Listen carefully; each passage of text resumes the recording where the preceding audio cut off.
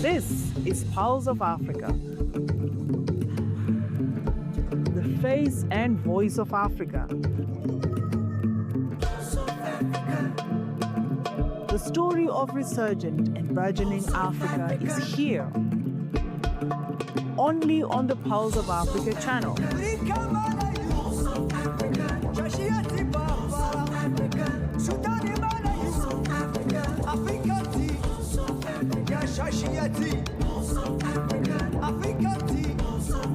Pulse of Africa, the face and voice of Africa.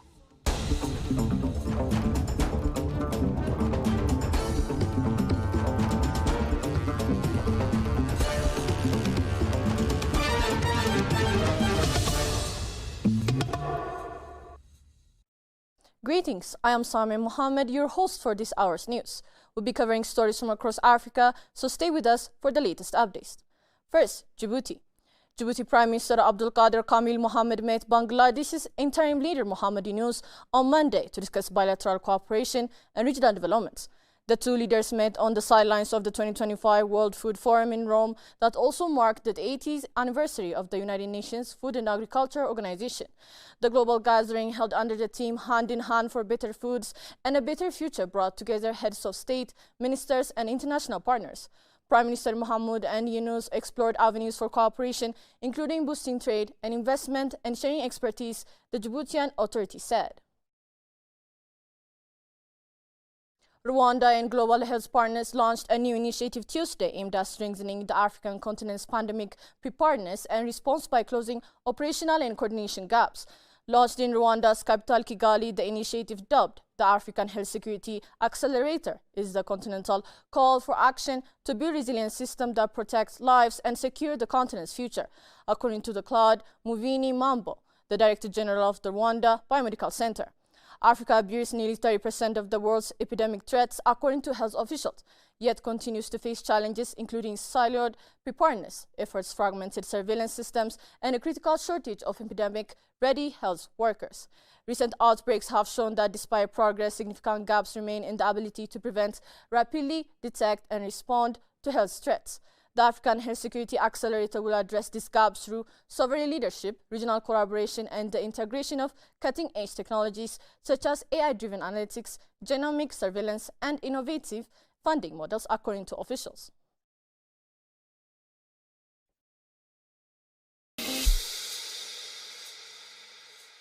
They shaped history. They inspired generations. They are the notables. Join us as we honor Africa's greatest minds and trailblazers, the notables, celebrating Africa's icons.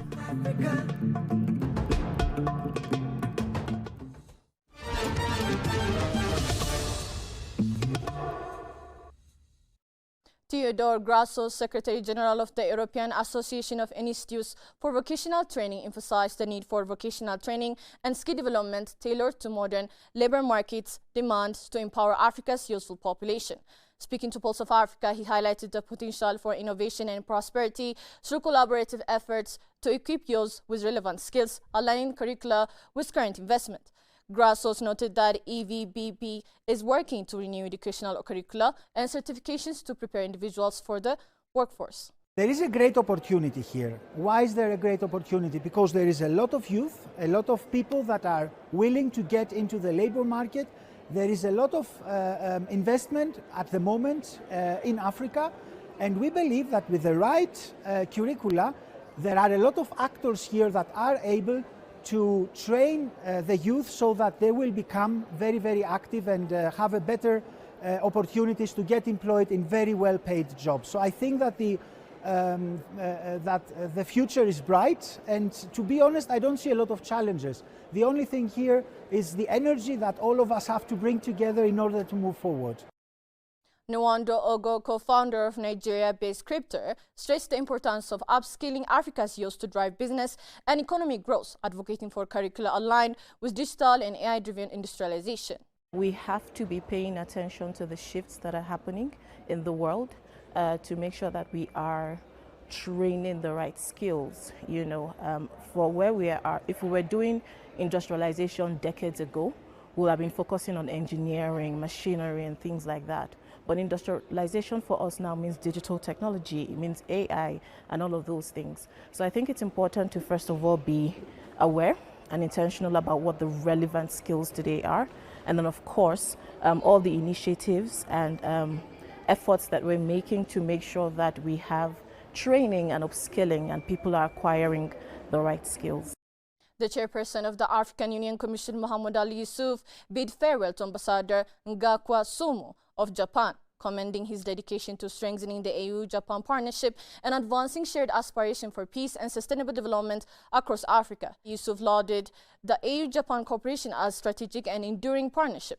Ambassador Tsumo in turn appreciated the chairperson's leadership, noting that under his tenure, TICAD 9 achieved remarkable success in both high-level participation and outcomes. They agreed to continue close consultation on the venue, dates, and priority areas for TICAD 10. The chairperson wished Ambassador Tsumo success in his future endeavors and reaffirmed commitment to deepening collaboration with his successor. The Pan-African Parliament launched the model law on cooperatives for Africa at the 14th Africa Ministerial Cooperative Conference in Nairobi, Kenya, hosted by ICA Africa and African governments. The soft law instrument guides AU member states in tailoring cooperative governance to national context. Cooperatives, vital for Africa's socio-economic growth, support over 250 million people and contribute to SDGs and Agenda 2063. Challenges like weak legal frameworks and limited finance persist, requiring coordinated action. The law was refined in 2023 through stakeholder consultations across Africa's regions.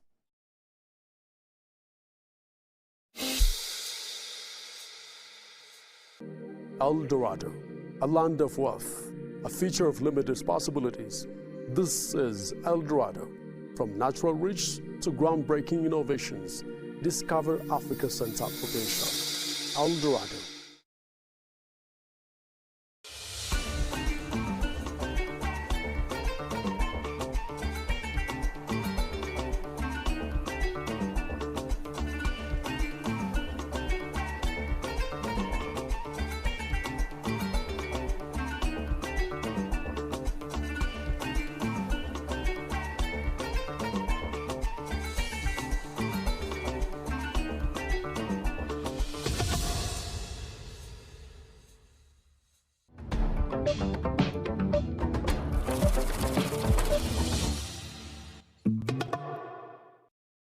Now to business news. Nigeria's headlines inflation fell to its lowest level in more than 3 years in September, driven by a moderation in food prices. Official data showed on Wednesday, offering some relief to policymakers battling cost of living pressures.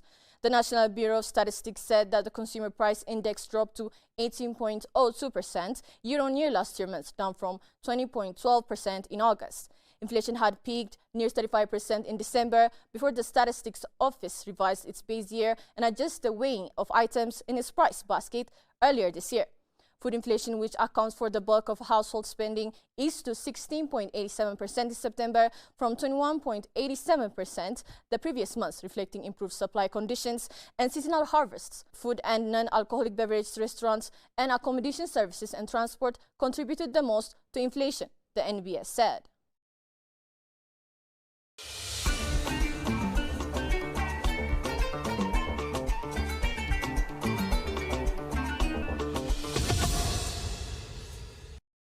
The African Development Bank Group's Tanzania office and the Islamic Trade Finance Corporation met to discuss fostering private sector development for sustainable economic growth in Tanzania.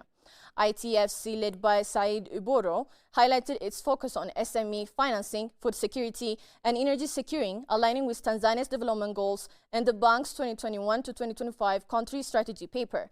Both parties explored collaboration under the bank's 4 cardinal points, emphasizing capital mobilization and financial sovereignty. They agreed on strong potential for impactful cooperation to position Tanzania as a hub for investment and private sector growth. Next, let's check the current weather forecast.